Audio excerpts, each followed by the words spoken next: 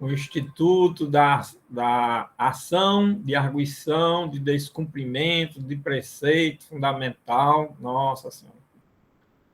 Só a denominação é longa, imagine como vai ser na prova, né?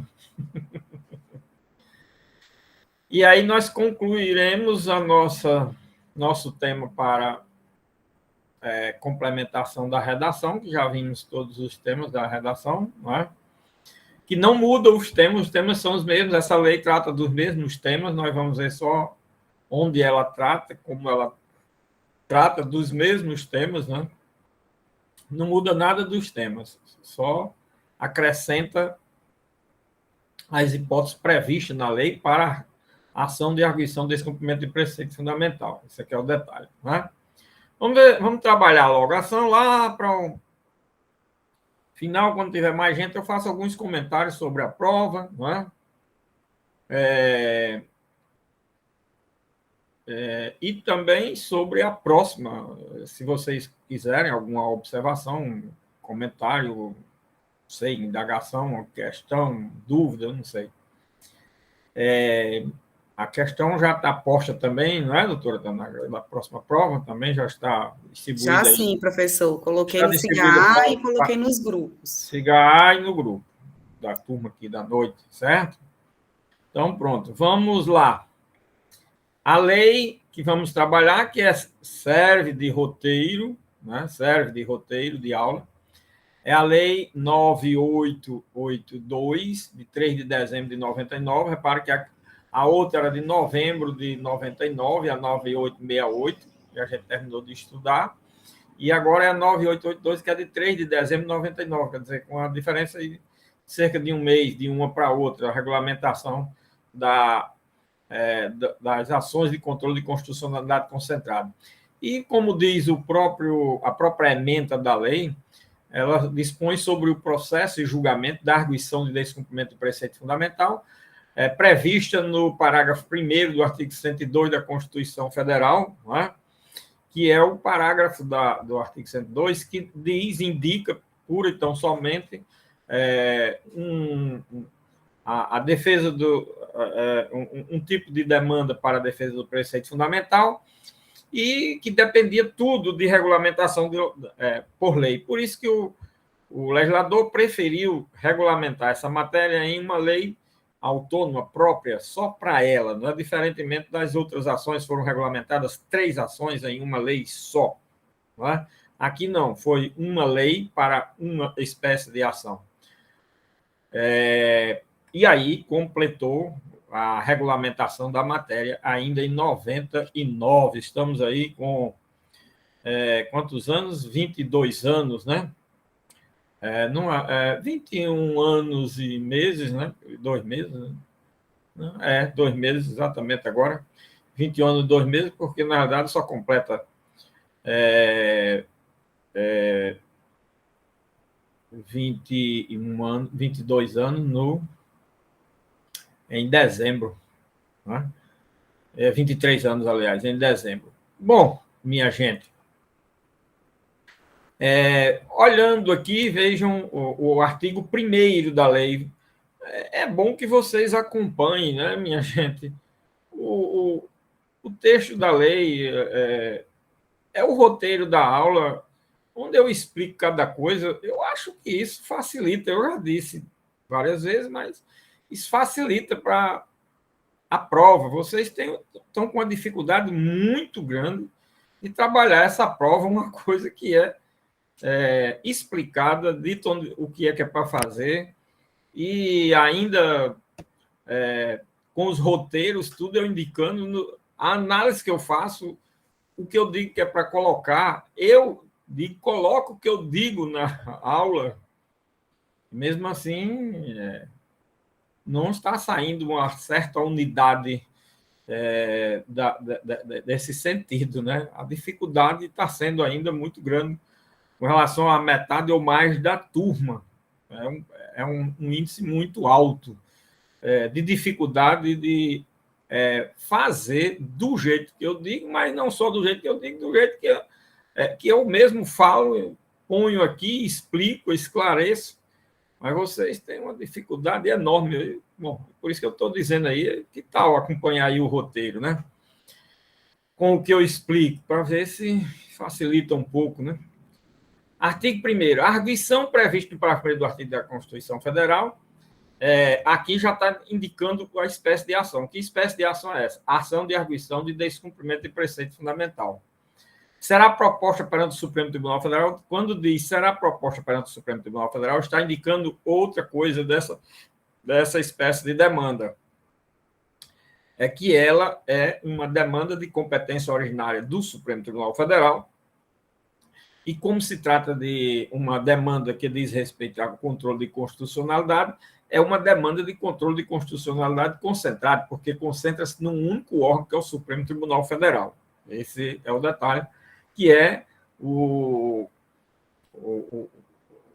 que é a concepção, a ideia, a estrutura de toda e qualquer ação dessa natureza em todos os países que existe o controle concentrado, exatamente de ser através de um único órgão, por isso que é controle concentrado, que é a Suprema Corte, Corte Constitucional, Supremos Tribunais, dependendo da estrutura da ordem jurídica de cada país, né? E aí nós temos o seguinte, olha, logo depois de indicar a espécie de demanda, de dizer que ela é da competência ordinária do Supremo Tribunal Federal, é um controle concentrado pelo Supremo. Aí diz depois, e terá por objeto, olha, o objeto, que vai ser objeto também da questão, o objeto terá por objeto evitar ou reparar lesão a preceito fundamental, resultante de ato do poder público. Claro, aqui está o objeto. Mas tudo que eu for falar aqui agora, depois, está indicando o objeto. É sobre o objeto. Aí tem que falar sobre o objeto. Mas o que é evitar ou reparar lesão ao preceito fundamental? É isso que nós vamos falar agora. Apenas depois tem resultante de ato do poder público. Então, nós temos aí um instrumento processual de controle de constitucionalidade concentrado em razão de ato do poder público, seja uma lei ou ato normativo, certo? Seja uma lei ou ato normativo.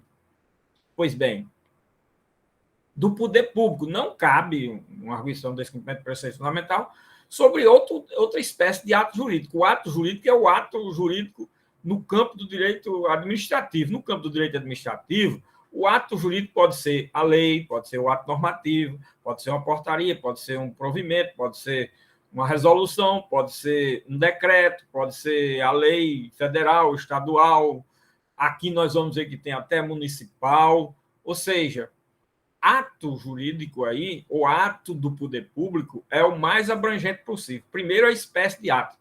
Pode ser do poder legislativo, pode ser do poder executivo, pode ser do poder judiciário e pode ser das 3 esferas de poderes, federal, estadual e municipal. Tudo isso está albergado aí, essa expressão, poder público. Então, você chega numa prova e diz, do poder público. Diz, do poder público.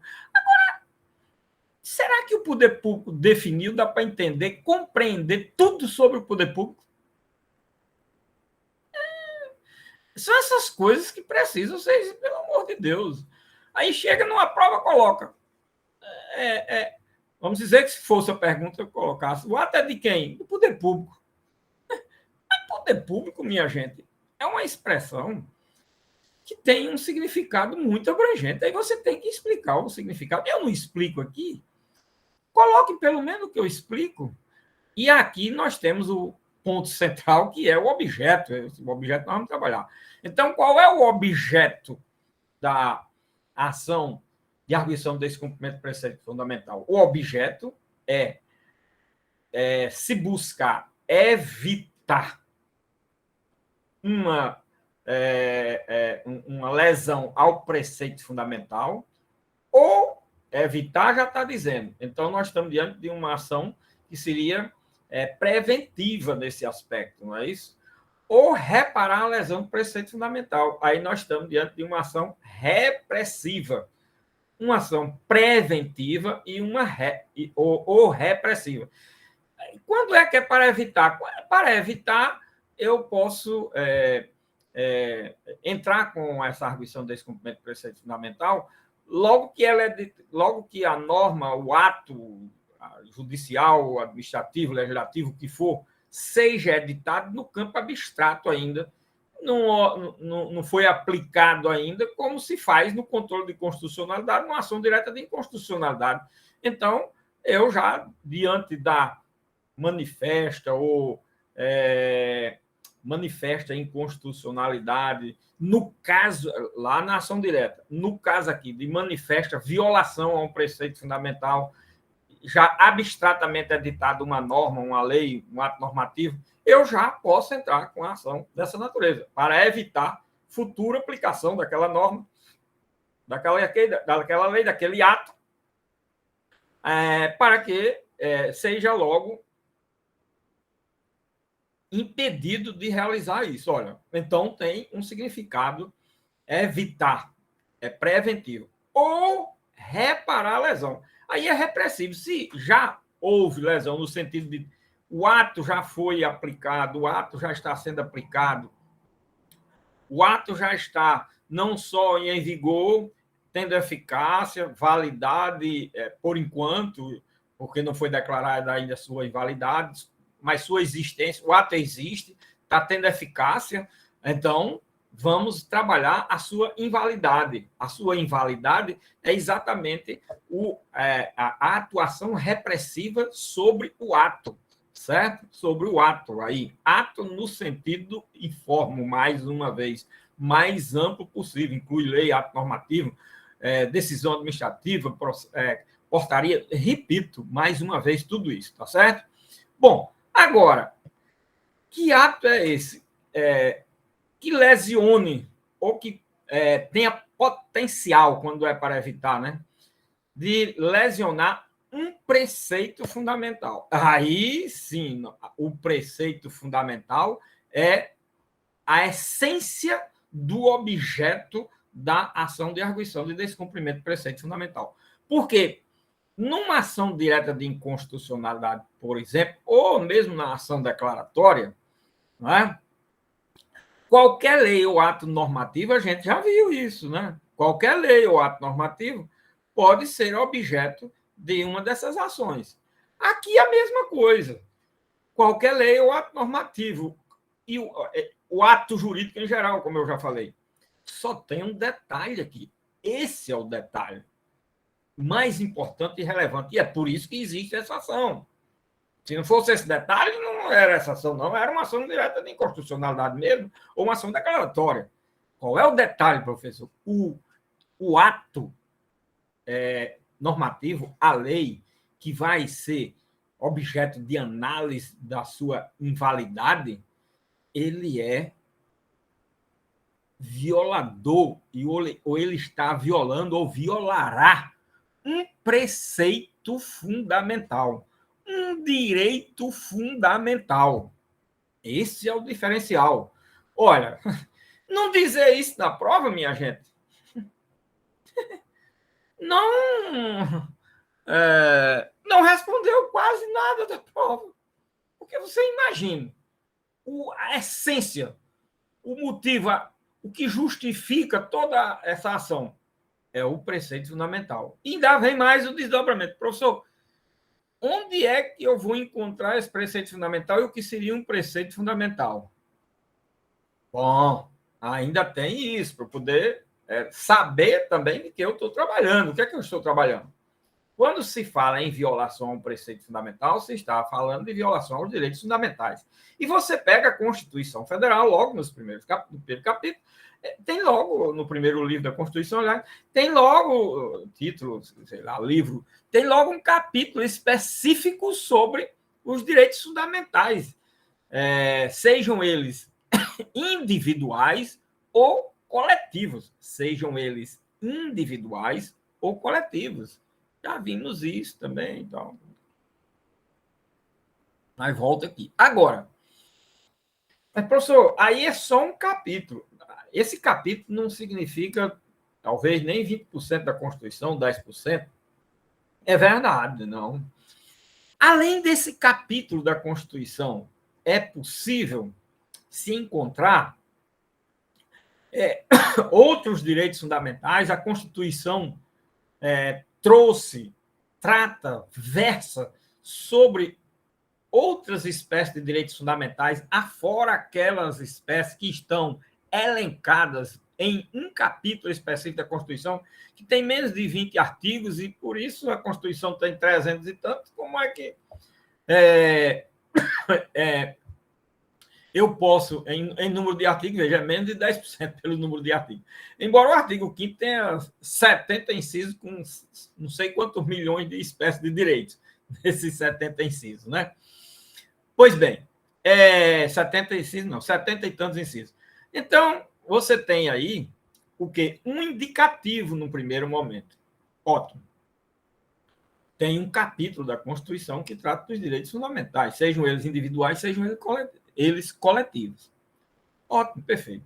Mas, professor, a Constituição tem 300 e tantos artigos. Afora esses 15 ou 20 artigos iniciais, a Constituição trata de outros direitos fundamentais? Trata de outros direitos fundamentais. Aí vem mais outra pergunta. Professor, e como é que eu sei onde é que está na Constituição, além do capítulo referente aos direitos fundamentais, onde é que está esses direitos fundamentais? Esses direitos fundamentais da Constituição, eles são encontrados ou encontráveis na doutrina que faz essa classificação, certo? A doutrina se encarrega de fazer a classificação dos direitos fundamentais. Professor, que doutrina, onde é que eu encontro? Eu vou indicar aqui 2 livros, 2 obras, 2 autores. Existe um livro uma obra de Gilmar Mendes com outros autores só sobre preceito fundamental, direitos fundamentais, um volume significativo. Outro volume, outro livro, outra obra é daquele gaúcho, como é, meu Deus do céu, tem até uma coluna dele no Conju, não sei, Scarlett, um nome assim, Ingo Scarlett, parece que é assim, não sei se a pronúncia está certa, Ingo Scarlett. É um dos autores no Brasil que é dedicado ao estudo, ele tem uma coluna só sobre direitos fundamentais no Conju. É dedicado no Brasil unicamente ao estudo dos direitos fundamentais, para vocês terem uma ideia. E existe uma obra sobre, sobre a ação de arguição de descumprimento do preceito fundamental, denominada de Tratado da arguição do descumprimento do preceito fundamental, da ação de arguição do descumprimento do preceito fundamental, que é daquele constitucionalista paulista, não sei que lá, é Teixeira ou meu Deus, como é o nome do homem? Depois aqui eu me lembro e passo para vocês. Que é sobre direito, sobre esta espécie de ação. E, logicamente, lá ele trata do objeto da ação e indica também a sua classificação dos direitos fundamentais. Então, minha gente, tudo isso tem que ser objeto da questão. Tudo que eu estou falando é para explicar o objeto da ação de arguição de descumprimento do preceito fundamental, que na lei só está dito o seguinte, para evitar lesão, para evitar ou reparar uma lesão a preceito fundamental. É só isso. Agora, você botar só isso numa prova, você vai achar que a prova está respondida. É o que vocês estão achando nas provas. Vocês botam a denominação da coisa, o assunto, e acham que está respondido. Não está. Eu estou falando, enquanto eu estiver falando sobre isso aqui, eu estou falando sobre esse assunto, é para constar da prova. Isso, minha gente. Esse é o detalhe. Eu explico mais uma vez, é a terceira prova, a terceira explicação que eu faço em cada aula das, sei lá, 30 aulas, sei lá quantas, que já vai aí, 20 e tantas, não sei quantas, certo? Pelo menos umas 25 no mínimo aí, eu acho que vai por aí assim. E eu explico todas as vezes, em todas as provas, em todas as aulas, e digo o que é que vai cair, e vocês fogem totalmente. Olha, é um percentual muito alto de pessoas que passa a ideia, sinceramente, a ideia que passa a gente que está de fora aqui, né? Eu espero que não seja, mas é que vocês não assistem nenhuma aula, nem olha sequer se existiu aula gravada. A ideia que passa, desgraçadamente, é essa. Eu sei que isso não acontece, né? E se acontecer com algumas pessoas, eu sei que não acontece com todo mundo. Eu sei que alguns fazem um esforço, procura, uns não. Pode ser que não entenda, eu não estou me fazendo entender, não sei. Mas é lamentável, porque eu fico falando, isso que eu estou dizendo está gravado. E a mesma coisa,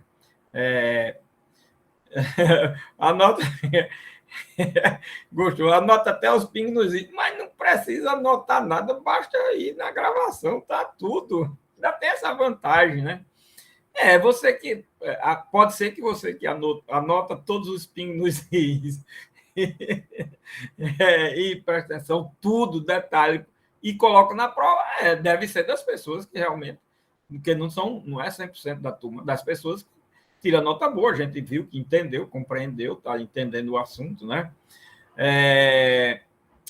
Olha aí, Flávia, tá vendo? Olha, foi seguir mais ou menos a risca, a nota já melhorou.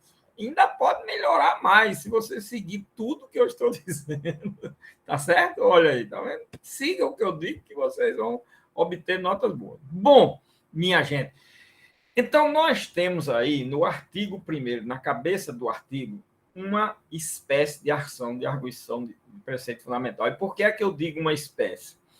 Porque nós temos o parágrafo único desse mesmo artigo. Ainda não terminei de falar do objeto da ação, viu? E esse parágrafo único diz o seguinte: caberá também arguição de descumprimento de preceito fundamental, aí, inciso 1, quando for relevante o fundamento da controvérsia constitucional sobre lei ou ato normativo federal, estadual ou municipal, incluídos os anteriores à Constituição. Aqui, minha gente, agora nós temos que explicar a situação desse parágrafo único com inciso 1. Inciso 2 foi revogado, ou foi vetado, só temos o inciso 1. Este inciso 1, com o parágrafo único, indica uma outra espécie de ação de arguição de preceito fundamental. Por que outra espécie? Porque é o seguinte: nós temos duas espécies de ação de arguição de descumprimento de preceito fundamental. Uma é a que está disciplinada na cabeça do artigo 1º, ok? A outra é que está disciplinada no parágrafo único do artigo 1º dessa lei 9882. Bom, professor, e por que duas? Tem alguma diferença entre uma e outra? Tem uma diferença primordial, essencial, por isso que são duas. A primeira, que é a da cabeça do artigo, nós chamamos de ação autônoma de arguição de descumprimento de preceito fundamental. É aquela ação de preceito fundamental que a gente pode ajuizar apenas com a edição da lei, como se faz com a ação direta de inconstitucionalidade.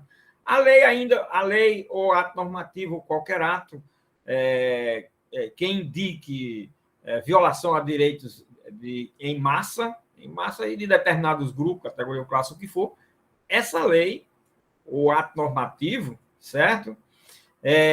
Uma vez editada, já pode entrar com essa primeira ação, que é a chamada ação autônoma de preceito fundamental, ok?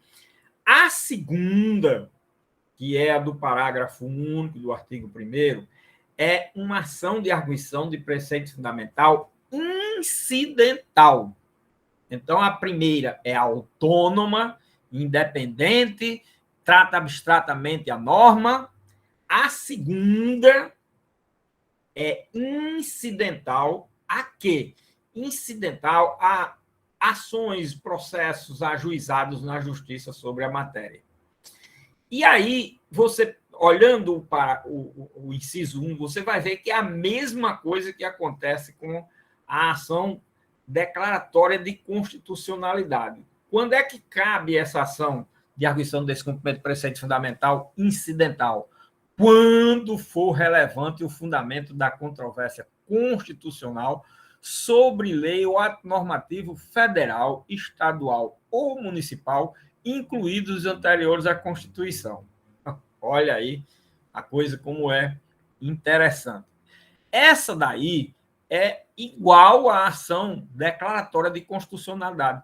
Ela só existe quando existe alguma demanda no âmbito do judiciário e que essa demanda ou foi julgada ou está sendo julgada ainda em fase de andamento de forma a violar a norma, a lei, o preceito, aliás, violar o preceito fundamental, tá certo?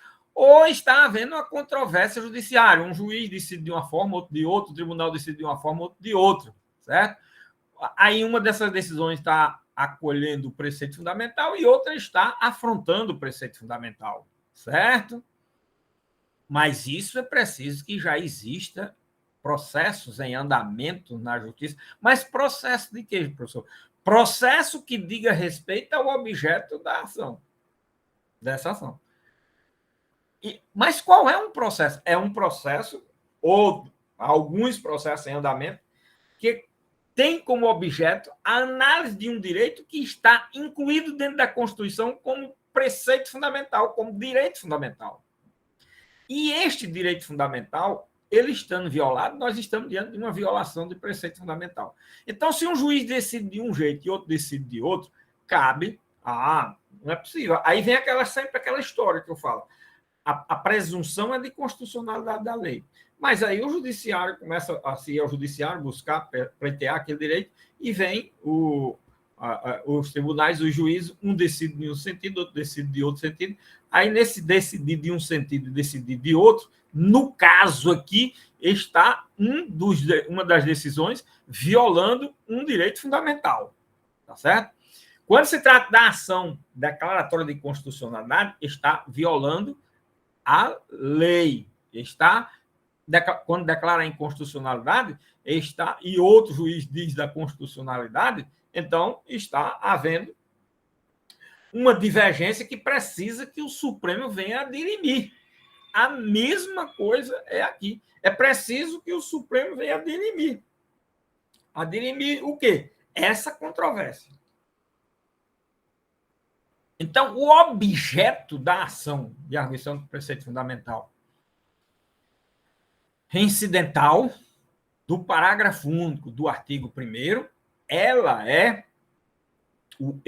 aliás, o objeto é, primeiro, a existência de uma controvérsia constitucional sobre uma lei ou ato normativo ou da União Federal ou do Estado. Isso daí é possível nos outros controles de constitucionalidade. Mas vem uma outra situação de ato normativo ou de lei, de que âmbito? Municipal. Minha gente, aí aqui é um grande diferencial dessa ação para as outras que a gente viu. As outras ações não podem se ajuizar uma ação de controle concentrado no Brasil sobre uma lei ou ato normativo municipal, com exceção da arguição de descumprimento do preceito fundamental. Esse detalhe, olha, como isso tudo precisa ser explicado na prova, minha gente. Isso é tudo, é toda a essência das coisas. Sem essas explicações, não está saindo prova, não está saindo redação, não está se dizendo nada com nada. Por isso que eu digo, coloque tudo que eu estou falando para poder...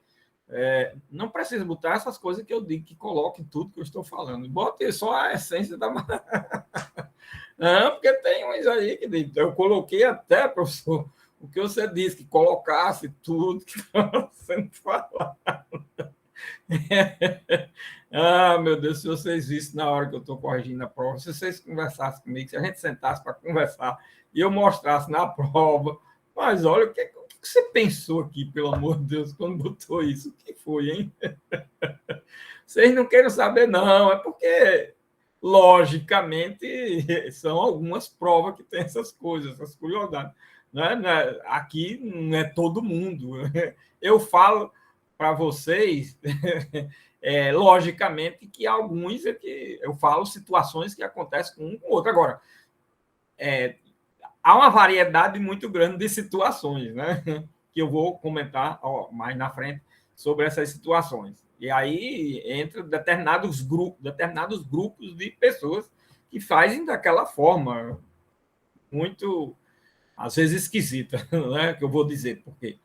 Bom, minha gente, mas então aí entra um ingrediente muito importante no objeto dessa segunda ação, que é o ato ou normativo ou a lei ser municipal, coisa que não existe nas outras ações. Agora entra mais outro ingrediente aqui, que é a parte final desse inciso 1, incluídos os anteriores à Constituição.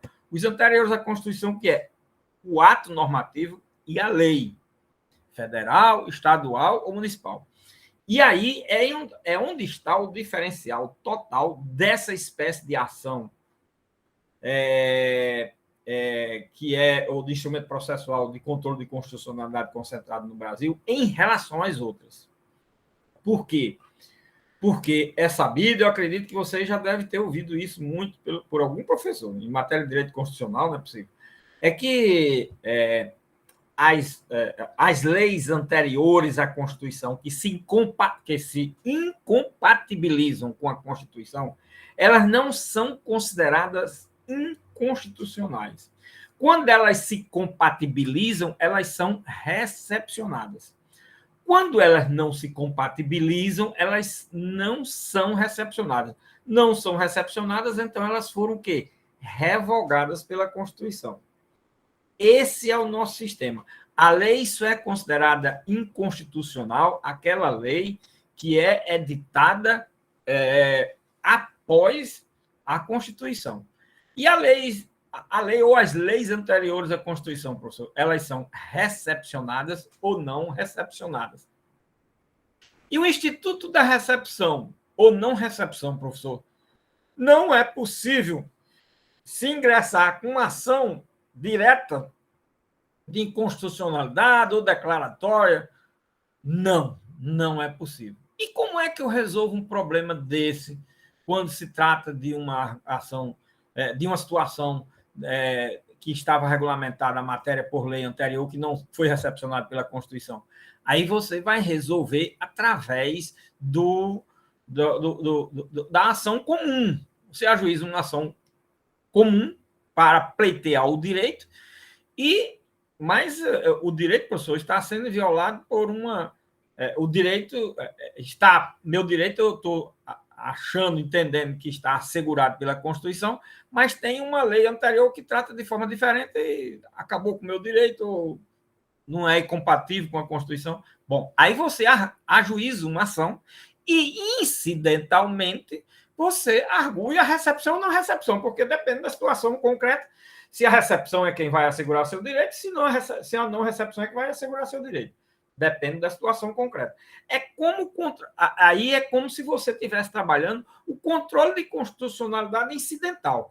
A recepção ou não recepção, você vai trabalhar incidentalmente dentro de uma ação que você postula um direito ou subjetivo, individual, ou um direito coletivo através de uma das ações coletivas.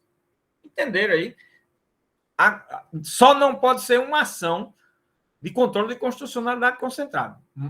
Com exceção da arguição de descumprimento do preceito fundamental, quando o direito violado violar um preceito fundamental.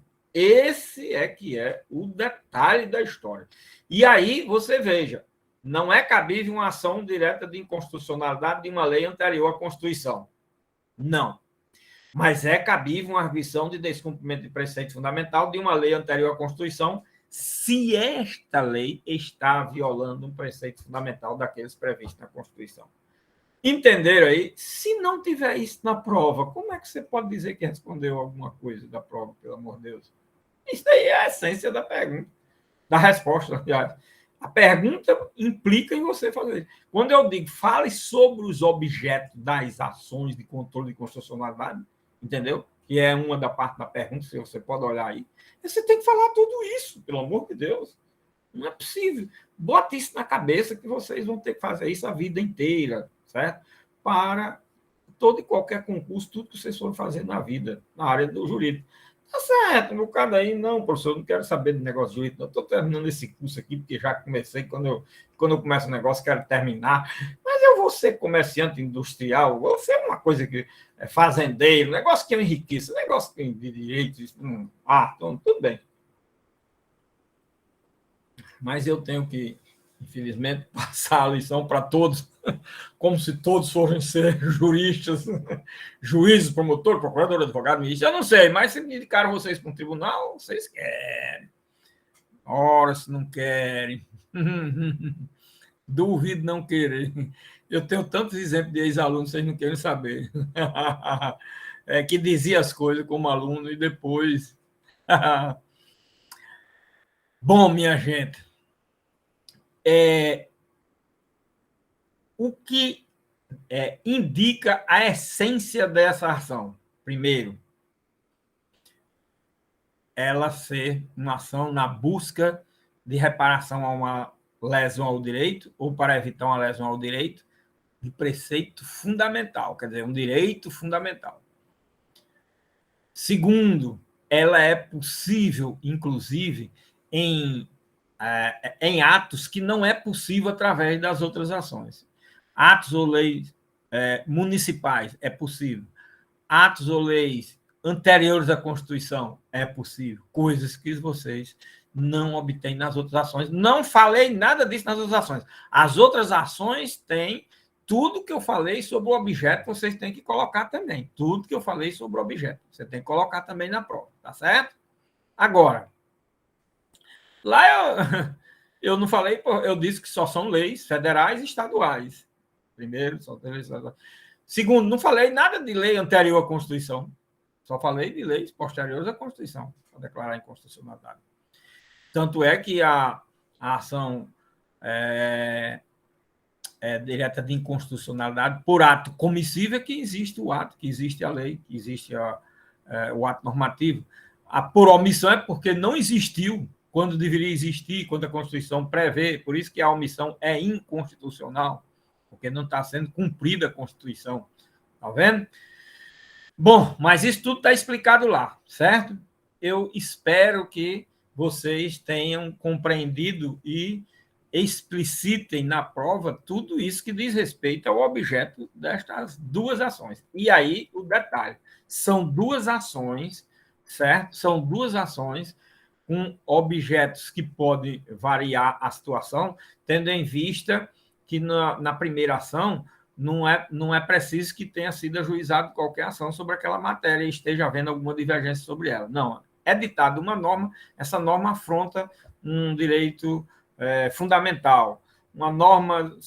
sempre agora a gente está ouvindo falar aí, no estado tal, no município tal, foi editado uma lei que proíbe tal coisa, que veda não sei o que lá, que permite não sei o que. Aí são, às vezes, direitos fundamentais e não são, e precisam ser, às vezes, buscados no Supremo através de uma arguição desse cumprimento fundamental, às vezes uma lei ou portaria, o que for, do município. E vai lá.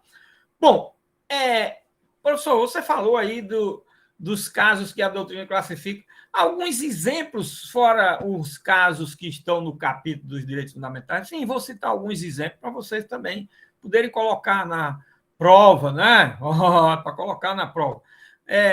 Bom, você falou que tem muitos outros direitos fundamentais que estão na Constituição, mas não estão no capítulo dos direitos fundamentais. É verdade. Por exemplo, direito à educação, lá no capítulo de educação, de ensino e educação. Direito à saúde, no capítulo da Constituição sobre a saúde, é outro. Os direitos indígenas é outra situação. Em matéria tributária, os direitos dos contribuintes é outro exemplo de direito fundamental também, certo? Bom, minha gente, aí nós temos aí 3 ou 4 exemplos, certo? De situações que estão fora do capítulo dos direitos fundamentais da Constituição, mas que versam, cuidam, tratam disciplinam, preveem, guardam direitos fundamentais.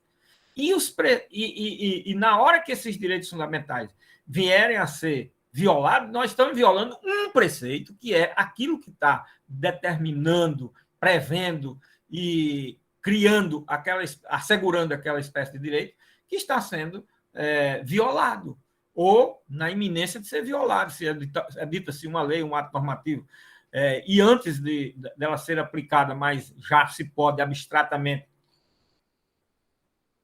vislumbrar a sua inconstitucionalidade, eu já posso buscar através de uma arguição desse cumprimento do preceito fundamental. Tá certo? Então, olha, temos aí vários indicativos que, para efeito da matéria no âmbito de uma graduação, é o que se pode trabalhar. Lógico que o assunto é muito rico. Eu indiquei aí algumas obras, né? E que são muito importantes e muita matéria. Cada obra dessa aí, você passa uma semana, um mês estudando, imagina aí. Só para ler, imagina para estudar e aprender, né? Pois é. Né? O autor que eu falei, que tem o tratado de arguição desse cumprimento do preceito fundamental, acho que é Álvaro, não sei o que lá, Teixeira, ou Alberto Teixeira, parece que é Alberto Teixeira ou Álvaro Teixeira, um negócio desse assim, Alberto Álvaro, acho que é Alberto Teixeira, né? Que tem um livro sobre o tratado da arguição desse cumprimento de preceito fundamental. Né? Se sair aí uma pesquisazinha sobre ele, viu, doutora Conagra? A gente ficar com o nome completo aqui, eu agradeço aí.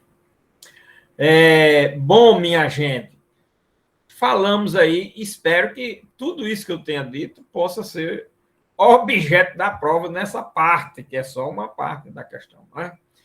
Bom, artigo 2º, podem propor a arguição desse cumprimento do preceito fundamental aos legitimados para ação direta de inconstitucionalidade. Isso eu já falei para vocês que todos os legitimados hoje da ação direta de inconstitucionalidade são os mesmos para toda e qualquer outra ação. Aqui não é diferente.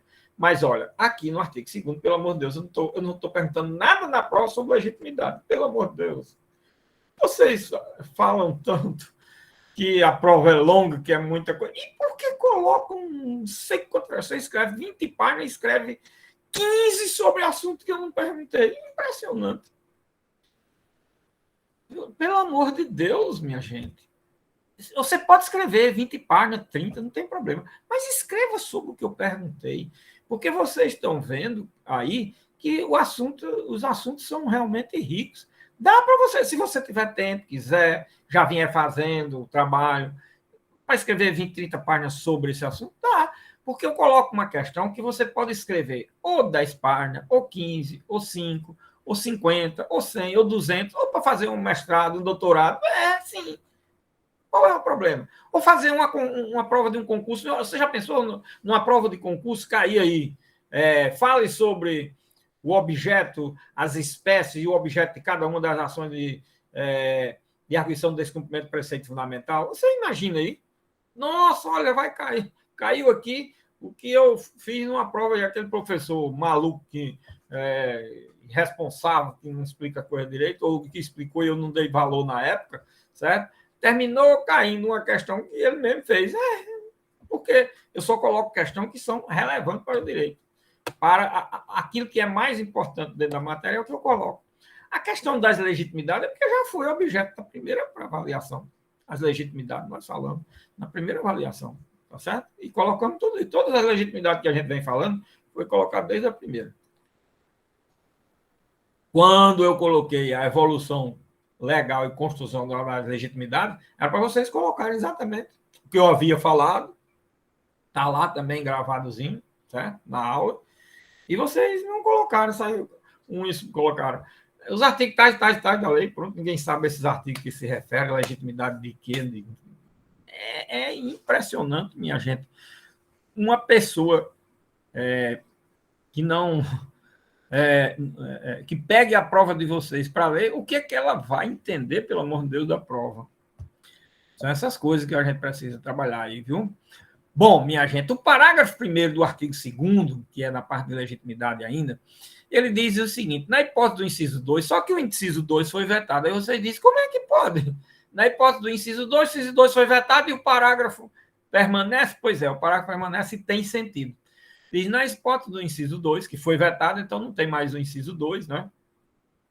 Faculta-se ao interessado, mediante representação, solicitar a propositura de arguição do descumprimento do preceito fundamental ao Procurador-Geral da República, que, examinando o estudamento jurídico do pedido, decidirá do cabimento do seu ingresso em juízo. Bom, esse parágrafo, ele subsistiu pelo seguinte, porque o inciso 2, que foi vetado, né, ele dava legitimidade ao cidadão.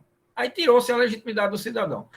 Se ele não tivesse sido vetado, o cidadão teria dois caminhos, teria duas opções. Uma, ingressar com uma ação de arguição do descumprimento do preceito fundamental. Mas se ele não quisesse ingressar, ele faria uma representação junto ao Procurador-Geral da República, que analisaria essa representação e poderia ajuizar a ação de arguição do descumprimento do preceito fundamental. O que o presidente da República fez? Vetou a legitimidade do cidadão. Então, ele não ficou com duas opções, só ficou com um caminho a seguir. Se o cidadão se sentir lesado na iminência de ser lesionado por um ato desses que nós falamos, tudo quanto ao objeto nas duas ações aí, tá certo? Ele, logicamente, não pode ajuizar a ação mais que eu digo que o artigo foi vetado, o inciso, mas ele pode fazer uma representação ao Procurador da República e o Procurador da República poderá ajuizar uma ação de arguição desse cumprimento do preceito fundamental baseado nos informes que você levou ao conhecimento dele a respeito da violação a um preceito fundamental. Ok? É isso, por isso que ficou o parágrafo 1º tendo validade e eficácia. Né? Muito bem. Aqui no artigo 3º, nós temos a petição inicial deverá conter. Aí aqui nós vamos voltar, mais uma vez, a falar sobre o objeto da ação de arguição de descumprimento do preceito fundamental.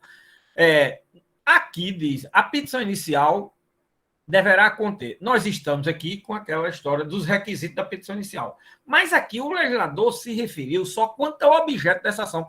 A mesma coisa que fez com relação às outras ações, quando eu expliquei cada uma delas. Não é isso? E aqui no objeto, ele disse que na petição inicial, porque uma petição inicial, vocês já sabem disso, pelo menos eu já disse isso aqui dezenas de vezes, pode ser que vocês não tenham ouvido nenhuma vez, não sei, mas ela, na sua forma, ela, na realidade, não trabalha só com a forma da petição inicial. Ela trabalha, acima de tudo, com a indicação dos elementos de uma demanda. Sujeito e objeto. E aí nós estamos trabalhando com o objeto, tá vendo? E o objeto, o que é que você tem que trazer na petição? Primeiro, a indicação do preceito fundamental que se considera violado. Ora, se a essência da demanda é a violação ao preceito fundamental, ao direito fundamental, então você tem que indicar logo qual é o preceito fundamental que está sendo violado. Aí você vai buscar esse preceito fundamental aonde? Lá na Constituição Federal. Você vai ter que indicar qual é. Aí, professor, não é uma das hipóteses que está no capítulo de direitos fundamentais. Você vai ter que ir para a doutrina, você vai ter que ir já para a jurisprudência que já foi criada sobre o assunto, se aquela situação se encaixa dentro de uma das hipóteses de norma que diz respeito na Constituição a um preceito fundamental. Pronto. Aí a primeira coisa que você tem que indicar. A segunda coisa é a indicação do ato questionado. É uma lei? É um ato normativo? É uma resolução? É um decreto? É uma portaria? Vai por aí, indicação do ato questionado. A terceira hipótese é a prova da violação do preceito fundamental. Onde é que esse preceito fundamental está sendo violado? Tá certo? Se for na ação principal, basta que a edição da norma do ato já configura uma violação em relação à Constituição Federal. Esse ato normativo, ou lei, ou qualquer outra espécie de ato que contraria a Constituição, diante dessa situação, eu já tenho essa possibilidade de violação, e essa possibilidade de violação é para evitar a lesão, né? Não é isso? O pedido com suas especificações, da mesma forma que eu falei com relação ao pedido de suas especificações das outras ações. Aqui não é diferente. Então, uma primeira aspecto. Dos incisos 1 a 4, eles têm que constar em toda e qualquer espécie de ação de descumprimento de preceito fundamental. Primeiro ponto. Segundo ponto. O inciso 5 diz, se for o caso, a comprovação da existência de controvérsia judicial relevante sobre a aplicação do preceito fundamental que se considera violado. Esse inciso 5º, ele só é utilizado ou utilizável quando se trata de arguição de descumprimento de preceito fundamental incidental. Porque eu preciso mostrar a controvérsia. Eu preciso trazer a prova de que foi ajuizada uma ação no tribunal sobre aquele direito fundamental, o tribunal decidiu de uma forma, foi ajuizada outra ação no tribunal, o tribunal decidiu de outra forma. Aquilo mesmo que eu falei com relação à ação declaratória de constitucionalidade, que só existe ação declaratória de constitucionalidade quando existia uma controvérsia nos tribunais. Ok? Só existe a arguição de descumprimento de preceito fundamental incidental quando existe uma controvérsia nos tribunais. Estão vendo? Muito interessante, pois é. Aí, o artigo 3º completa no que diz respeito ao objeto da ação, tá certo? No parágrafo 1 do artigo, vem dizendo como é que a petição judicial deve ser instruída. Aí a mesma coisa das outras ações. Repete aqui tudo que foi dito com relação às outras ações, aqui repete.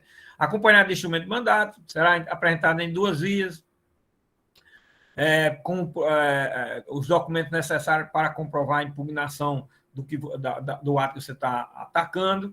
A mesma coisa que eu já falei nas anteriores. O artigo 4º trata dos defeitos da petição inicial. Tudo isso é forma, não é objeto da prova, mas é forma. E diz respeito a esta ação. A petição inicial será indeferida liminarmente pelo relator, a mesma coisa que tem nas outras ações. Quando não for o caso de arguição do descumprimento do preceito fundamental, porque se você não traz aqueles requisitos lá do artigo 3º, minha gente, não é caso de arguição de descumprimento do preceito fundamental, não. Quando falta algum dos requisitos prescritos nesta lei, ou for inepta, aqueles mesmos defeitos que pode ter a petição inicial que nós vimos das outras ações. Apenas aqui utiliza uma linguagem um pouco diferente. Os requisitos previstos nesta lei, que são aqueles requisitos do artigo 3º, o objeto bem definido lá na hipótese do artigo 1º, seja na ação autônoma, seja na incidental, não é? Muito bem, minha gente. E o parágrafo 1º diz: não será admitida a arguição de descumprimento do preceito fundamental quando houver qualquer outro meio eficaz de sanar a lesividade. Bom, se você utilizar uma das outras ações de controle de constitucionalidade e resolver o problema, não precisa usar a arguição de descumprimento de preceito fundamental. Professor, mas alguma vez pode isso acontecer? Pode. Se for uma lei municipal, eu não posso ajuizar outra. Eu tenho que ajuizar uma arguição de descumprimento de preceito fundamental. Quando se trata de uma lei ou ato normativo anterior à Constituição, seja ele federal, estadual ou municipal, eu posso ajuizar uma ação das outras espécies? Não, tem que ser esta ação. Então, não tem situações que levam a um único caminho, que é da arguição de descumprimento de preceito fundamental. Tem situações dessa natureza. Tá certo, minha gente? Porque todas as ações atacam um ato normativo ou lei que contraria a Constituição. Todas. Tá? Bom, a ação direta de inconstitucionalidade por ato comissivo. A ação direta de inconstitucionalidade por ato omissivo, a falta da lei ou do ato normativo. Não é? A ação declaratória, a sua existência, porém, uma controvérsia sobre ela.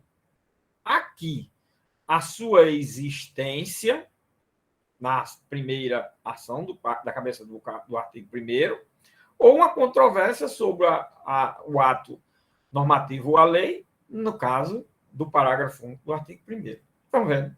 Quer dizer, há uma simetria dos institutos das ações anteriores com esta única ação de arguição do preceito fundamental, sendo que o objeto dessa alcança situações que na ação anterior, nas ações anteriores, não se consegue, não existe essa possibilidade. Ok, minha gente? Vamos lá. Da decisão de indeferimento da punição, caberá agravo no prazo de 5 dias, aquele agravo interno que eu falei, que tem também quando o relator indefere a petição inicial, que é o caso aqui do artigo 4º, né? Só que aqui tem um detalhe, minha gente, o prazo aqui é de 5 dias que o legislador já indicou. Nas outras, repare que na outra lei não tem prazo, então o prazo passa a ser o do Código de Processo Civil, que é de 15 dias úteis. Aqui são 5 dias úteis, é preciso ter cuidado quem trabalhar numa ação dessa natureza, certo? Para não confiar na regra geral. Existe uma exceçãozinha, essas exceções é que mata a gente. Ou numa demanda, acaba com um advogado. Por isso que eu digo sempre, eu recomendo, se vocês forem advogado algum dia, nunca confie em prazo decorado. Nunca confie em prazo decorado. Ponham isso na cabeça. Mesmo que você diga, eu tenho certeza absoluta que esse prazo é X, vá lá no artigo do prazo e olhe naquela espécie de ação, vá lá e dê uma conferida, porque essa história de decorar prazo em matéria de atividade, porque se é num concurso, você é só reprovado no concurso, tudo bem. Mas quando é numa atividade como advogado, como profissional do direito, minha gente, você perde o direito, você joga o direito da pessoa no lixo, você causa um prejuízo, um dano aí, meio pesado, quando é insusceptível de reparação. Então, é bom sempre dar uma conferida, certo? Bom, o artigo 5º, vem agora o artigo 5º. O artigo 5º é interessante. Esse artigo diz: o Supremo, por decisão da maioria absoluta de seus membros, poderá deferir pedido de medida liminar na arguição do descumprimento do preceito fundamental. Olha, esse artigo, na realidade, ele está cuidando do quê? Ele está cuidando da chamada que o legislador da outra lei chamou de medida cautelar, ele aqui chama de medida liminar, e aqui tem um diferencial. O outro legislador, ele procurou sistematizar a lei, colocando capítulo 1, capítulo 2, seção 1, seção 2, seção 3, capítulo 3, capítulo 4, está tudo divididinho. Essa lei aqui não tem capítulo nenhum. Você veja como são as coisas. Nossa, quis espirrar e não saiu. Horrível. Aí vocês vejam como é interessante. A técnica legislativa, às vezes, segue a orientação do relator da matéria. O relator da matéria, às vezes, que conhece a técnica legislativa e fala para os assessores, organiza essa lei dessa forma. Agora, outro relator, às vezes, que é totalmente ignorante sobre o assunto, mas ele é relator daquela matéria, porque relator é só para relatar, só para ler o que está escrito, e quem vai fazer são os assessores. Então, eles confiam. Então, o relator dessa matéria aí já está se indicando que não foi o mesmo relator da outra lei, foi outro relator. E a técnica de legislação é muito diferente. Então, você veja, o artigo 5º cuida da medida cautelar, mas não está dito lá da medida cautelar ou da medida liminar, que ele chamou aí.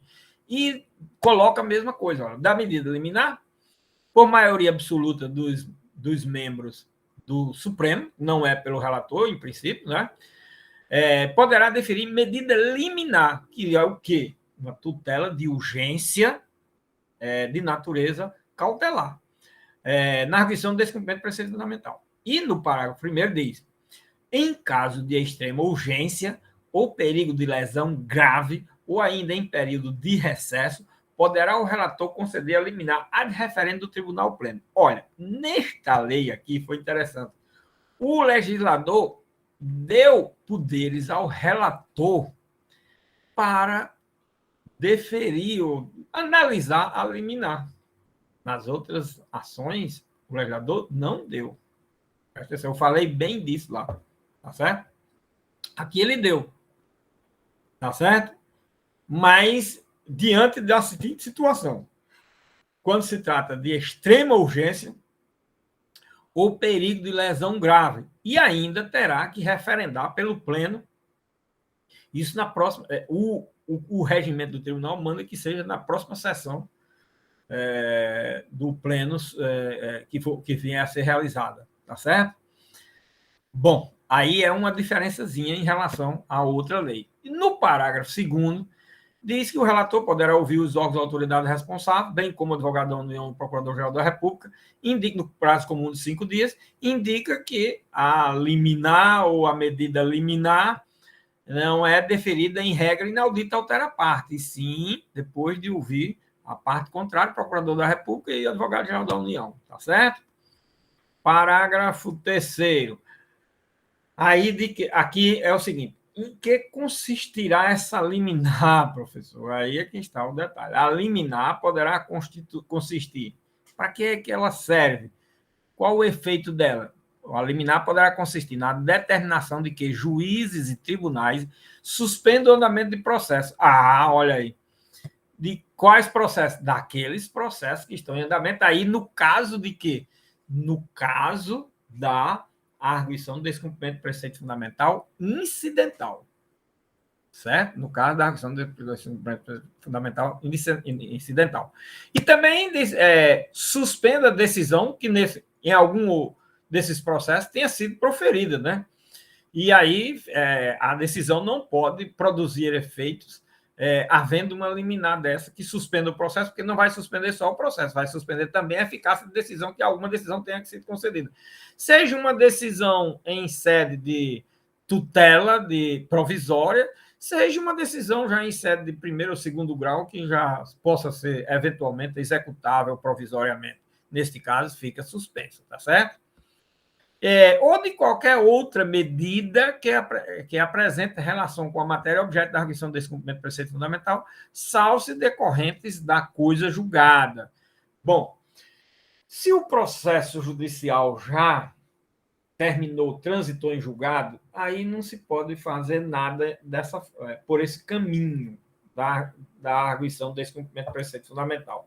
Se houve a coisa julgada, minha gente, aí ele exclui essa possibilidade da arguição do descumprimento do preceito fundamental, certo? E aí o caminho é de você buscar uma ação rescisória, tá certo? Só pode ser agora utilizável a ação rescisória. Então, esse parágrafo 3º, ele cuida da finalidade, do objetivo que deve ser alcançado através da chamada medida liminar, tá certo?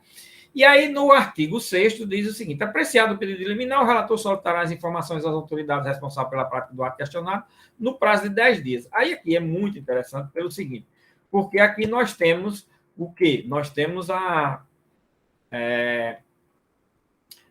fase que encerra com esse procedimento prévio da análise da liminar, tá certo? Encerrada essa fase, o que é que vai haver agora? Vamos prosseguir com a ação. Foi deferido ou foi indeferido a liminar, agora vamos prosseguir com a ação. Como é que eu prossigo com a ação? Agora eu vou abrir vista à parte contrária, Procurador-Geral, Advogado-Geral da União, Procurador-Geral da República, para que o processo tenha seguimento. E aí eu mando fazer o quê? A notificar no prazo, a notificação no prazo de 10 dias, olha aí. Diferentemente da ação direta de inconstitucionalidade declaratória, o prazo aí é de 10 dias. Nas outras ações é de 15 ou de 30 dias. Aí é de 10 dias. 30 dias é só um terço do tempo, certo? Só para avisar para esse detalhe. Por quê? Porque uma arguição do descumprimento do preceito fundamental, ela tem um rito sumário, ela tem que ser o mais rápida e breve possível. Então, toma logo aí 2/3 do tempo de defesa que na outra teria, nas outras ações lá da Lei 9868, teria, com exceção daquela ação de arguição direta de inconstitucionalidade do artigo 12, que eu expliquei, da Lei 9868, que é uma ação direta de inconstitucionalidade de rito sumário também, que obedece exatamente a esse rito que é dado aqui ordinariamente na arguição de descumprimento do preceito fundamental, ok? E no parágrafo 1º desse artigo 6º, nós temos o quê? Aquela possibilidade de instrução no processo de controle de constitucionalidade concentrado. Repete a mesma hipótese, a necessidade de ouvir partes, designar perícia, audiência pública, declarações, pedir informações complementares, tudo isso está aqui no parágrafo 1º. Poderão ser autorizados a critério do relator de sustentação oral, também a mesma coisa. O procedimento é o mesmo, viu, minha gente? Só muda a questão dos prazos. Decorrido o prazo das informações, o relator lançará relatório, também já falei disso. O Ministério Público, nas arguições que não houver formulado, terá a vista do processo por 5 dias após o decurso do prazo para as informações. Quando não for o Ministério Público o autor da ação, logicamente ele atuará como custos legis, não é? E no artigo, isso é o artigo 7º e seu parágrafo, né? E no artigo 8º, nós temos a decisão sobre a arguição do descumprimento do preceito fundamental, somente será tomada se presente a sessão pelo menos 2/3 dos ministros. Nesse artigo 8º, nós temos o quê? Nesse artigo 8º, nós temos o quórum de assentada de julgamento. Tudo que eu disse sobre o quórum de assentada de julgamento do artigo 22 da Lei 9868 aplica-se aqui nesta ação ao se analisar o artigo 8º. O artigo 8º corresponde ao artigo 22 da Lei 9868. Então, tudo que eu disse lá vale para esse artigo 8º aqui, ok? Os parágrafos desse artigo foram vetados, o artigo 9º foi vetado, aí tem o artigo 10, que diz: julgada a ação, face à comunicação às autoridades ou órgãos responsáveis pela prática dos atos questionados, fixando-se as condições e o modo de interpretação e aplicação do preceito fundamental. Eu vou ler os 2 parágrafos desse artigo, os 3 parágrafos desse artigo. Os dois primeiros. O primeiro e o segundo, porque eles explicam uma situação bem peculiar nesta ação. Parágrafo 1º. O presidente do tribunal determinará o imediato cumprimento da decisão, lavrando-se o acórdão posteriormente. E no parágrafo 2º, dentro do prazo de 10 dias, contado a partir do trânsito em julgado da decisão, sua parte dispositiva será publicada em sessão especial do Diário da Justiça ou da União. Minha gente, essa ação aqui, diferentemente das outras ações, as outras eu avisei. Primeiro, depois de julgado, primeiro é publicado a decisão, elaborado o acordo, né? O relator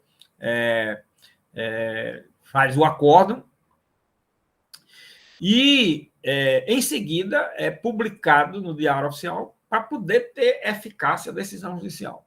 Antes disso, não. Nas outras ações. Nesta daqui é o contrário. Esta daqui, preste atenção, na data do julgamento, concluído o julgamento, a decisão passa a ter eficácia. É muito parecida a situação aqui com a publicação da decisão do juiz de primeiro grau. Repare que no juiz de primeiro grau, a publicação da decisão se dá quando o juiz entrega na secretaria, o assessor, o que for. Saiu o processo das mãos dele, já está publicado. Aqui, terminou o julgamento, concluiu o julgamento dessa ação de arguição do descumprimento do preceito fundamental, já está publicada a decisão judicial, naquele sentido de produzir eficácia e ter aptidão para produzir seus efeitos. Preste atenção que isso daqui eu falei demais quando a gente falou de eficácia e efeito da sentença. Repare como é assunto sempre importante, é aquilo que eu digo, quando se fala um assunto num determinado momento em direito, o resto da vida vai se ficar sempre se tendo que fazer a conexão. Olha as conexões. Muito bem. Então, aqui diz, julgada a ação face à comunicação à autoridade. O órgão responsável pela prática do ato, quem fez a lei, quem fez o ato normativo, a portaria, o que for, o decreto que for. E já diz aí, isso é o presidente do tribunal, olha no parágrafo primeiro, diz, determinará o imediato cumprimento da decisão, lavrando-se o acordo posteriormente, quer dizer, olha, o acordo vai ser lavrado depois. O acordo é lavrado depois, não tem nada a ver de publicar primeiro, lavrar o acordo, depois publicar. Não. Primeiro você comunica depois da decisão, porque a decisão já adquire eficácia. Ela já está publicada naquele sentido de publicação para efeito de eficácia da decisão. Muito interessante esse artigo. E repare como é interessante aquela explicação que eu dei. Porque aí a gente vai entender onde, se fizer a leitura do momento da eficácia de produção de efeito de uma decisão judicial, a gente vai entender de forma muito fácil, quando a gente sabe das coisas e quando a gente faz a interpretação e trabalha dentro de determinados critérios, fica muito fácil compreender as coisas. Tá vendo? Não tenho dificuldade de compreender um artigo desse. Não tenho. Mas tem tanto doutrinador aí que vocês não queiram saber quanta besteira eles escrevem sobre esse assunto. Esse aqui é o detalhe. E aí, quando o presidente faz essa comunicação, ele já fixa, desde logo, desde o artigo 10 na cabeça, as condições e o modo de interpretação e aplicação do preceito fundamental. Ele já indica tudo como é, porque você não precisa mais ter dúvida e também não precisa dizer, não, mas cadê o acordo? Não veio o acordo. Não, tudo que eu disse aí é o que você vai ter que fazer. O acordo vai ser elaborado depois, a publicação vai ser depois do trânsito em julgado. Imagino que o acordo é elaborado. Esses são detalhes que são bem diferentes, distintos do que se falou com relação às outras ações, tá certo? Bom, e no parágrafo 1º desse artigo 10, aí fala de um assunto que é objeto da prova também, que é a questão dos efeitos da decisão judicial quanto aos destinatários, efeito da decisão judicial quanto aos destinatários. Que lá na Lei 9868, esse assunto está no parágrafo, no finalzinho do parágrafo único do artigo 28, quando também, nesse parágrafo único, cuida das espécies de declaração de inconstitucionalidade. Lá no finalzinho, diz que a decisão é proferida contra todos e vinculante, tem efeito vinculante, né? Olha aí, aqui também, parágrafo 3º do artigo 10, eficácia ou efeitos da sentença em matéria de arguição do descumprimento do preceito fundamental com relação aos destinatários. É erga omnes, contra todos é erga omnes. E é vinculante relativamente aos demais órgãos do poder público. Todos os órgãos do poder público ficam vinculados. Legislativo, judiciário, administração federal, estadual, municipal, tudo. Quando diz dos órgãos do poder público, acabou-se. Todo e qualquer poder público, quando ele se achar. Legislativo, judiciário, executivo, federal, estadual, municipal e o que for. Estão vendo aí como são as coisas. A administração indireta, tudo. Tá certo? Tudo vinculadozinho. Tudo vinculado. E a todos eles é destinado. A todos é destinado e eles, inclusive, ficam vinculados. Mais do que destinado a eles, ainda tem a questão da vinculação. Esse é o detalhe. Ok? Aí vem seguindo o artigo 11. O artigo 11, minha gente, corresponde ao artigo 27 da Lei 9868. Tudo que eu falei lá do artigo 27, tudo é aplicável em sua inteireza. E, por favor, quando forem colocar, vejam que está dito lá com relação ao artigo 27 é o que deve ser dito com relação ao artigo 11 aqui, a mesma coisa. Ao declarar a inconstitucionalidade de lei ou ato normativo no processo de arguição do descumprimento do preceito fundamental e tendo em vista razões de segurança jurídica do excepcional interesse social, igual. Poderá o Supremo Tribunal Federal, por maioria de 2/3 de seus membros, restringir os efeitos daquela declaração ou decidir que ela só tenha eficácia a partir de seu trânsito em julgado ou de outro momento que venha a ser fixado. E o que é que nós temos aí? Modulação dos efeitos. Modulação dos efeitos. Quanto ao objeto, modulação dos efeitos quanto ao tempo. Artigo 27. Modulação dos efeitos quanto ao objeto. Modulação dos efeitos quanto ao tempo. Quanto ao tempo, ex nunc, a partir do trânsito em julgado ou em outro momento posterior, é a chamada modulação de efeitos prospectivos. Modulação de efeitos prospectivos, que é para o futuro, ou diferidos. Diferido também é para o futuro, para frente, mais adiante. Vamos diferir esse tempo. Não vai ser hoje cumprido, vai ser daqui a mais um tempo qualquer. Prospectivo também é nesse sentido. Ok? E mais eu digo, quando eu analiso o artigo 27, eu explico mais. Aqui eu só estou, porque repetir, bom, dose, mas eu estou dizendo, olhe lá o que eu disse, tudo do artigo 27, que aplica-se tudo na sua total interesse. Agora, tudo que foi dito sobre o artigo 27 é que está completa a resposta da questão. Isso é que é importante, minha gente. Não é só chegar a dizer o artigo 27 cuida dos efeitos, da modulação dos efeitos quanto ao objeto, quanto ao tempo. Mas, meu Deus, isso é a questão, isso é a própria questão. Isso não está dito nada. Aí você tem que explicar o que é modulação de efeitos, o que é efeitos quanto ao objeto, efeitos quanto ao tempo, e na parte final do artigo 20, do parágrafo do artigo 28, quanto aos destinatários, e aqui o parágrafo 3º do artigo 10, quanto aos destinatários. Estão vendo? Tudo isso está dito. E mais, o que é que significa isso? Quanto aos destinatários, quanto ao objeto e quanto ao tempo. Aí tudo está explicado. Já falei, quanto ao objeto, a declaração de inconstitucionalidade, você pediu de total, só deu parcial, ou em parte foi deferida. Isso é quanto ao objeto. O objeto do que você pediu está sendo concedido de forma parcial, de forma limitada, apenas concedendo parte ou por parte, e assim por diante. Isso é efeitos quanto ao objeto. O objeto foi o quê? Foi pedir a inconstitucionalidade de uma lei. Mas eu não dei a inconstitucionalidade da lei. O objeto foi. Aí foi negado tudo, né? O objeto foi a inconstitucionalidade do artigo A, B, C, D. Aí eu considerei o A constitucional totalmente, o B parcialmente constitucional, o C só a linha D, o E só o inciso tal, o F só o parágrafo tal, tudo foi parcial, limitação quanto ao objeto.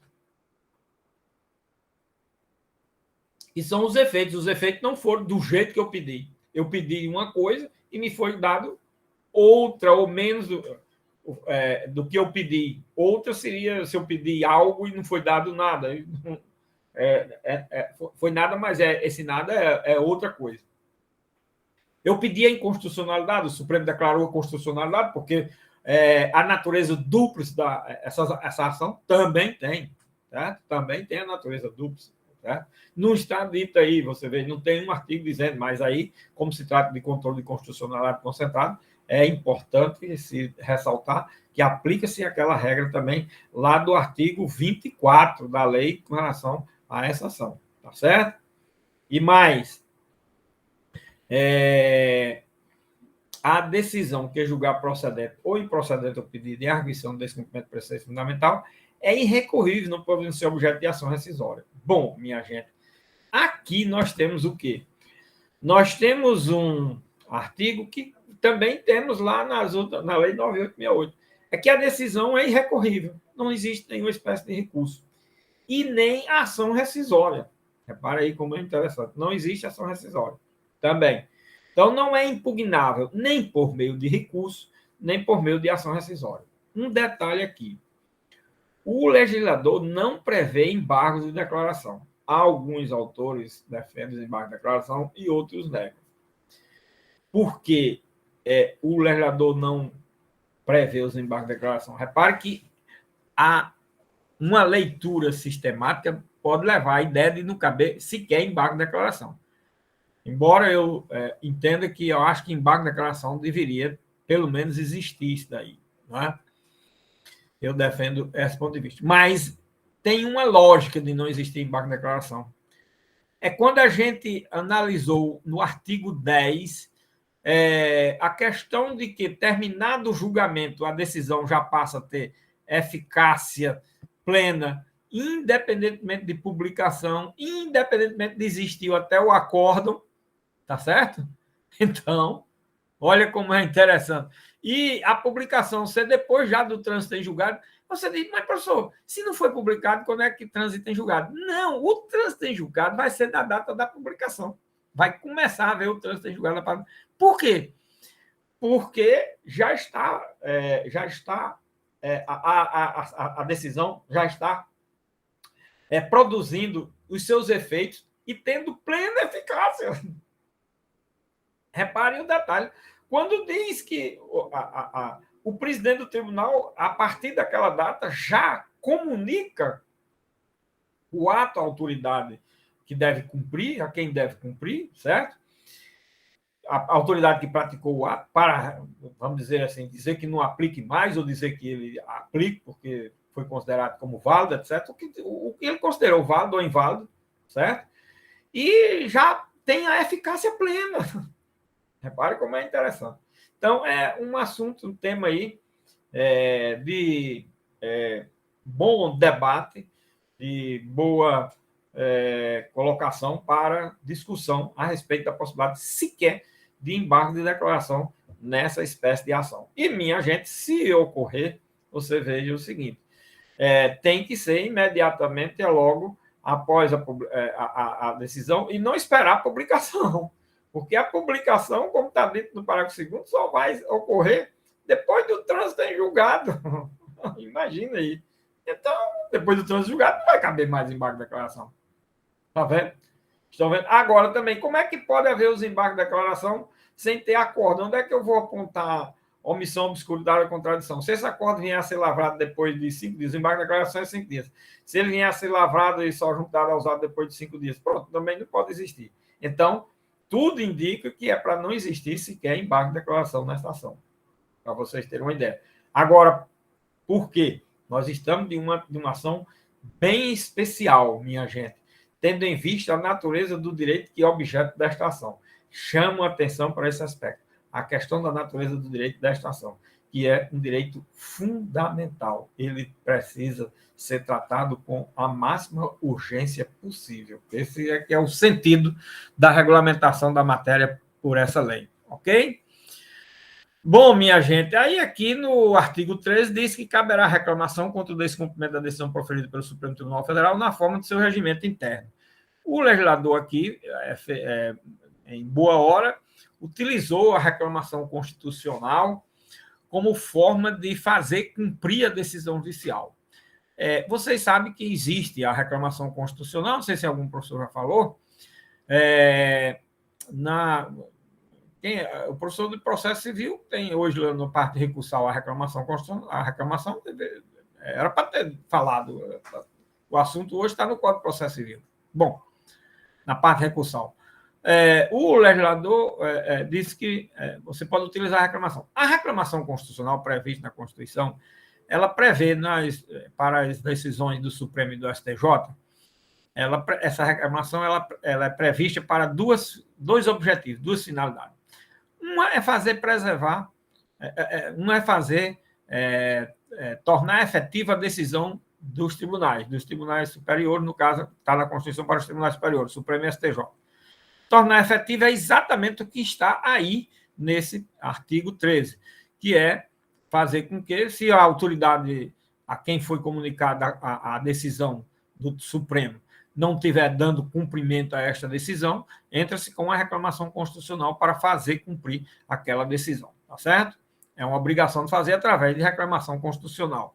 Agora, a outra finalidade dessa reclamação na Constituição é preservar a competência dos tribunais superiores. Então, quando se entra com uma ação em qualquer juízo cuja competência seja originária de um tribunal Supremo ou STJ, ingressa-se no Supremo ou no STJ com uma reclamação constitucional para preservar a competência desses tribunais, que às vezes as pessoas erram a ação que deve ajuizar originariamente em algum órgão, e se o órgão que errou a competência era do Supremo ou do STJ, aí cabe uma reclamação constitucional. Ok, minha gente?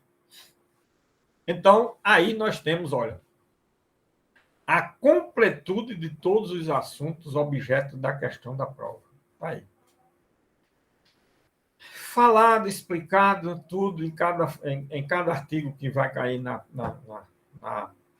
prova, falar. Olha, minha gente, a prova contém aquelas observações que eu já fiz e algumas outras observações que são observações que na primeira prova é a mesma coisa. Olha, minha gente, é o seguinte, se eu pergunto sobre o objeto da ação X e o objeto da ação Y, o objeto da ação Z, minha gente, você só tem que falar sobre o objeto. Você já pensou, eu pergunto, qual é o objeto contra a pretensão da ação civil pública? Aí você, trabalho. O objeto da ação, objeto contra a pretensão na ação civil pública, do artigo tal, da lei, diz respeito ao tema tal, ao assunto tal, isso, aquilo, outro. Também no artigo tal da lei cuida a questão da legitimidade na ação civil pública, e no artigo tal a competência, no artigo 4º prevê minha Nossa Senhora, prevê a medida cautelar. Me diga uma coisa, quem está lendo essa prova está entendendo alguma coisa? Por isso que em qualquer concurso, em qualquer lugar, isso é zero, viu, minha gente? Eu não. Eu aproveito o que você bota, por incrível que pareça. Eu pego e excluo. Mas, lógico que fica uma redação incompreensível. Isso não é redação, fica incompreensível. Eu apenas coloco, levando em consideração que vocês ainda estão na graduação, eu tenho que passar essas informações, chego, esclareço, olha, eu aproveitei, mas tem professor, se fosse outro professor, eu tenho certeza que ele botava no zero. Porque não é possível que ele diz o seguinte, você bota alguma nota disso, como é que você bota uma nota se você pede uma coisa e a pessoa sai falando um bocado de outra coisa? Aí muita gente escreve 20, 30 páginas, 30, aí 20 é sobre assuntos que não tem nada a ver com a questão.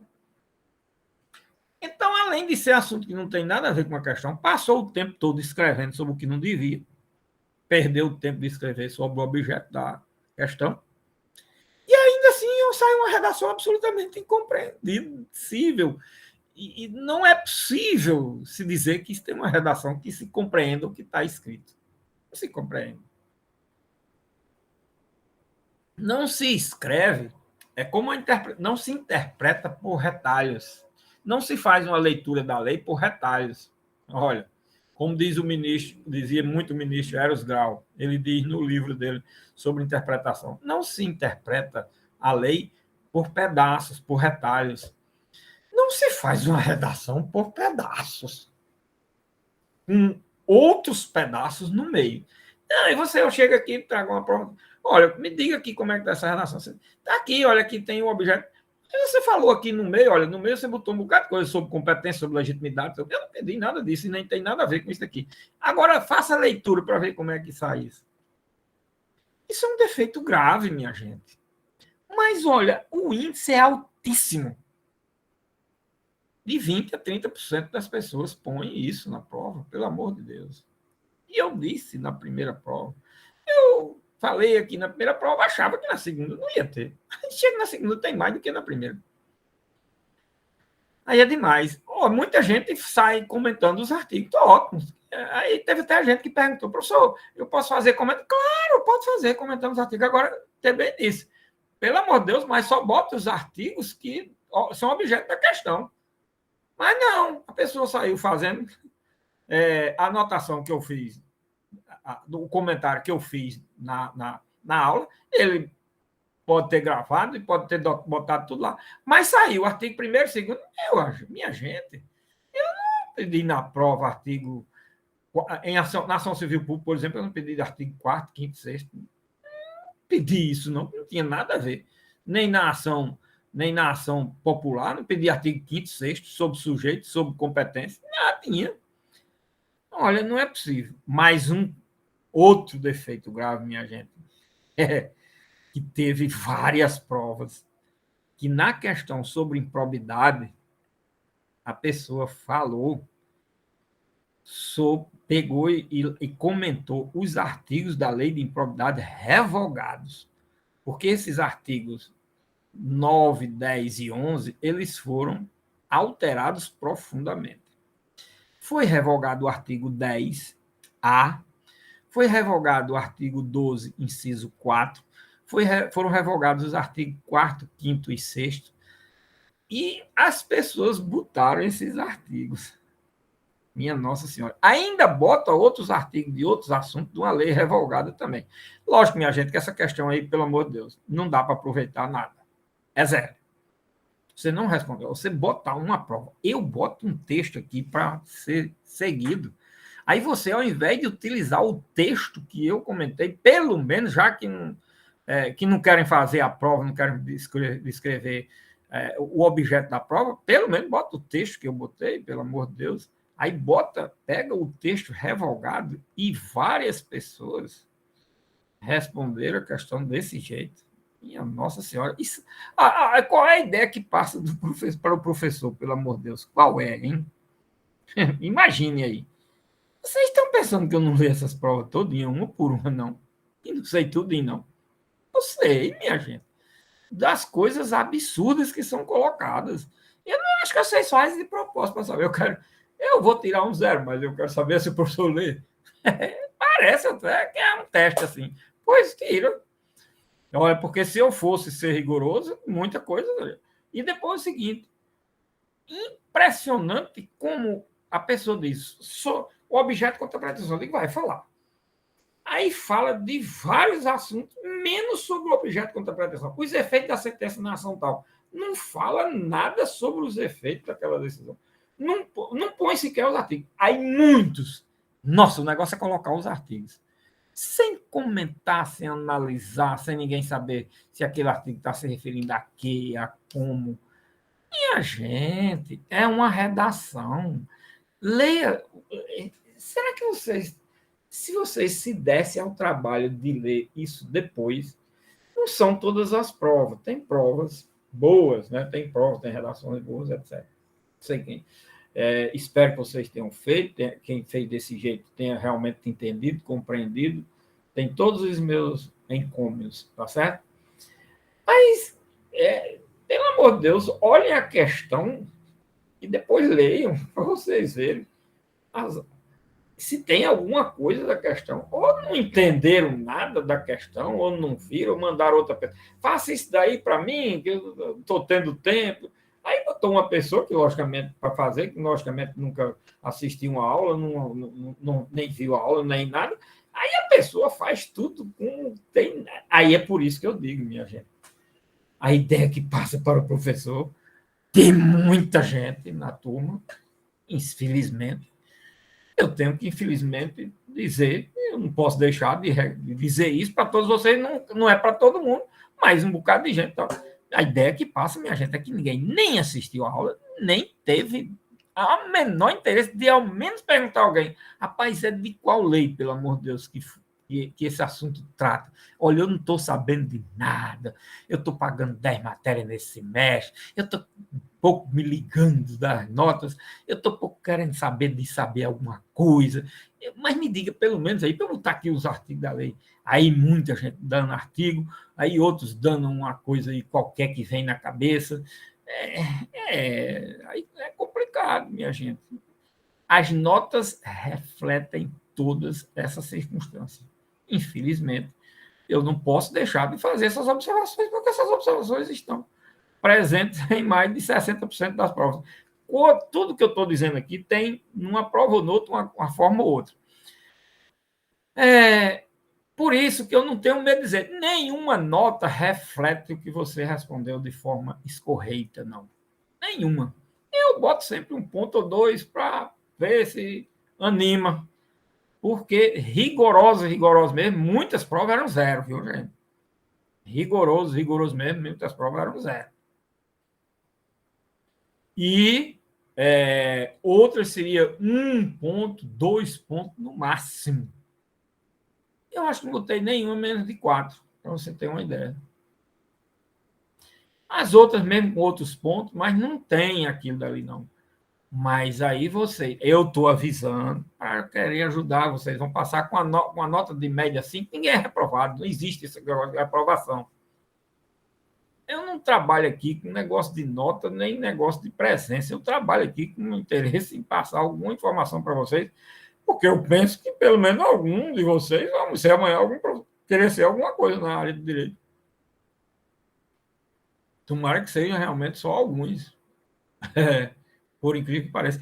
E aí vocês não sabem porque não se sabe porque aqui a qualidade da justiça é ruim, não se sabe porque os concursos não passam as pessoas. É muito fácil de saber, pois eu sei tudinho. Ninguém sabe de nada. Estou dizendo, porque infelizmente é o que eu vejo nas provas. E minha gente, magistratura ruim, profissional ruim lá fora, é o reflexo daqui da faculdade. É o reflexo daqui.